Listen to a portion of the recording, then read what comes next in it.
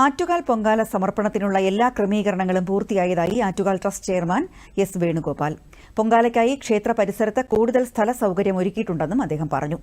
പൊങ്കാല ദിവസം വിമാനത്തിൽ നിന്നുള്ള പുഷ്പവൃഷ്ടിക്കായി ജില്ലാ കളക്ടറുടെ അനുമതി ലഭിച്ചിട്ടുണ്ടെന്നും ട്രസ്റ്റ് ഭാരവാഹികൾ വാർത്താസമ്മേളനത്തിൽ അറിയിച്ചു.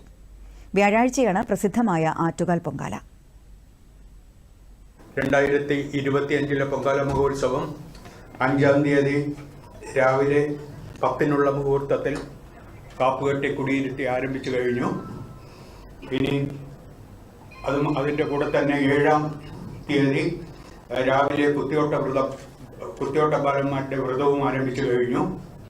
ഇനി നമ്മളെല്ലാവരും കാത്തിരിക്കുന്നത് 14-ാം തീയതിയുള്ള 13-ാം തീയതി ഉള്ള പൊങ്കാല മഹോത്സവം അടുപ്പുകെട്ട് ചടങ്ങിലേക്കാണ് ഇനി എല്ലാവരുടെയും ശ്രദ്ധ പോകുന്നത്.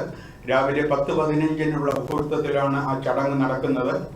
ഉച്ചയ്ക്ക് 1:15 പൊങ്കാല നിവേദ്യം നടത്തുന്നതാണ്.